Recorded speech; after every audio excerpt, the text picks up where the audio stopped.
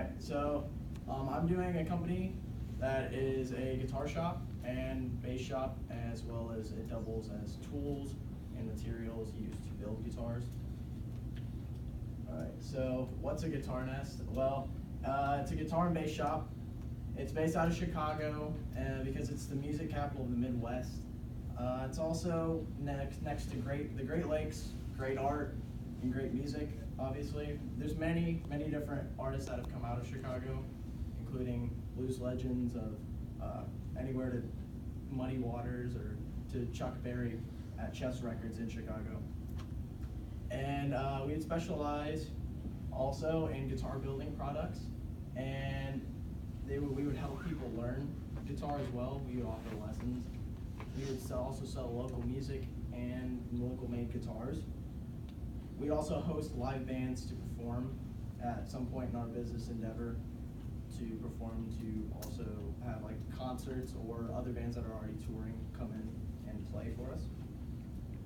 So as you can see from this, the employment of musicians and singers by states of 2015, so Illinois is one of the highest ones, dark green. Also, is this thing yeah, it is. That does not work. Okay.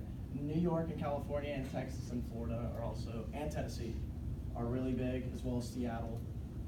But Chicago is close to, as you can see from the next one, since the area, like right up here, is the fifth highest percentage, like the highest density of musicians and singers employed out of the entire country. So this would make a great place to set up shop, so to speak, because it would offer like one of the highest densities, a place to come and congregate through all types of stuff. Alright, so next would be that the business obviously is going to sell guitars. It's going to offer a variety of brands. And to start off with, the brands are going to be limited somewhat, but the guitars from those brands that we have will be numerous, because licensing doesn't offer a lot of leeway unless you have a bunch of them. So that's why you see so many local guitar shops that have only certain types of brands, but they have a lot of them. It's because the licensing for those brands are very strict in their coding of what they want you to do. We're going to offer music lessons. We're going to give local musicians a hangout to come to, and well, we're going to have a place to hone performance skills, not only through our teachers, but our practice stage. And we're also going to cater to the builders of guitars too, not just the people that play them. So we're going to offer tools and materials, and also advice and knowledge through our staff. It's going to help other people who want to get into building guitars and maybe not just playing them. So we're appearing to a broader audience, so to speak.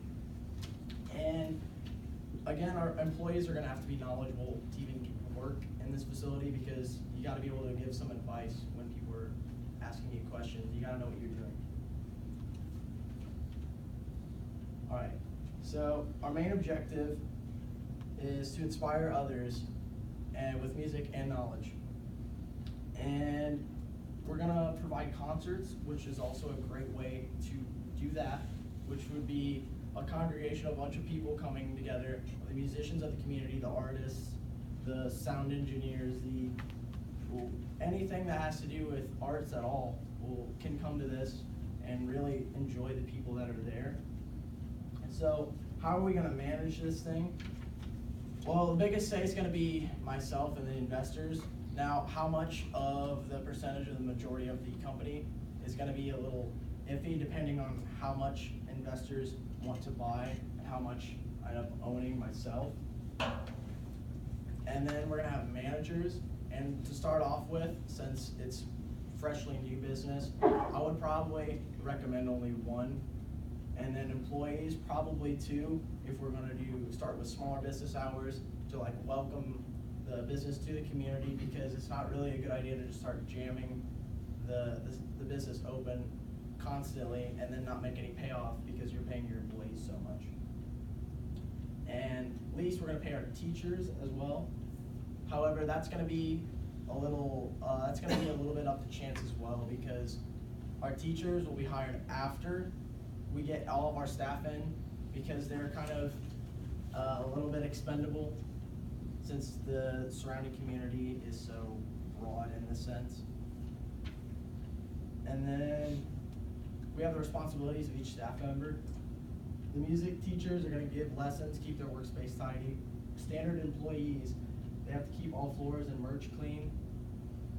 And you're also, the hiring process for each of these people is going to be slightly different. So the music teachers, they're going to have to go through an audition of some sorts to prove that they have talent to be teaching.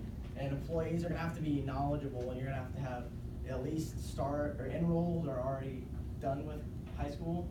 And you have to be able to answer any questions that customers give to you, because you can't work in a guitar shop and not know anything about guitars. And then managers, they have to answer anything and everything about merchandise sales that maybe standard employees don't have access to, like those types of records.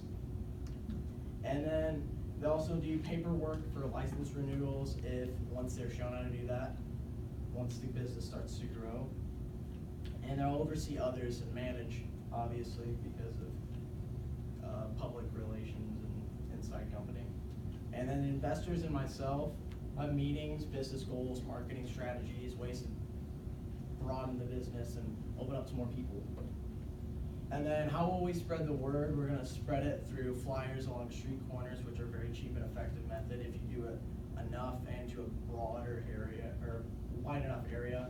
We can set it up in bars, because many musicians prefer to play in bars, and other music shops if they permit it, conservatories where music is actually taught to the college level, art museums and institutes, because you may have someone who's studying art but also interested in music on the side. And the place that I looked at in Chicago was in central Chicago near the coastline. So it would be along Lakeshore Drive. And this is near the Shedd Aquarium, the Art Institute of Chicago. Now, give or take, you can do certain parts, because to be along the coastline, it's not perfect, so it's not just one straight line and there's the water. So there's very many options of picking a place to set up. And then we can use social media, because it's the 21st century and a lot of people use it. Ads on benches and billboards, depending on where they're located and how much marketing or how much business that's gonna bring in. All right, how much will it cost to start? So this is where it gets down to the real details of how much it's gonna take. So since this is Chicago and it's a major city, it's gonna be a little bit more expensive than if you're opening one in Lafayette. It's gonna be $600 from the city of Chicago to operate. You can see that from the building permits if you go on chicago.org, cityofchicago.org. You're gonna need $25 to $100 a month to lease commercial property plus percentage a year of sales. That can be negotiated depending on obviously how much you're gonna be able to bring in. You also gotta prove that you're gonna be able to bring in sales as well. So I did a bunch of guitars that I thought were very worth the investment of setting up and selling. So we would have 3 Ibanez electric guitars, $1,200, which what these come out to be, because you can look them up on their various websites, or you can go into your local music shop and you can see what the average is. And then you can see 2 Gibsons Les Pauls that are very high end. They're gonna run around $2,000. And the basses, they're gonna be like 2 basses gonna be $200. 4 Fenders are gonna be $1,200. Now again, you can mix and match either electric or acoustic, so it's not all gonna be the same amount, but it kind of averages out. 2 Dean basses for $400. The Line 6 amplification line, which is 3 amps of different sizes and different power and different effects or advantages of having each different one as you go up in the series. And they're going to be $1,000 for that. And then the Fender bass amplification line is going to be $800. 3 basic luthier tool kits, which is for building and repair on guitars. So there's going to be $300. And then various screwdrivers, saws, and routers for $300, and 5 guitar body blanks for $500. And that would go along the lines of materials for building guitars.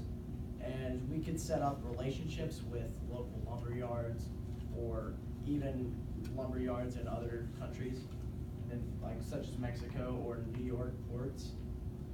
And then 2 standard employees, month's pay is going to be around $600 for 25 hours. And again, you can adjust that as you need because you might not want to open up for that many hours a month. And then a manager's pay, which is going to be around 25 hours as well. It's going to be coming out to $1,800. It's going to be around $755 for the average electric bill in Chicago if you're running a commercial property. So a total of $11,600 is the asking investment of the business.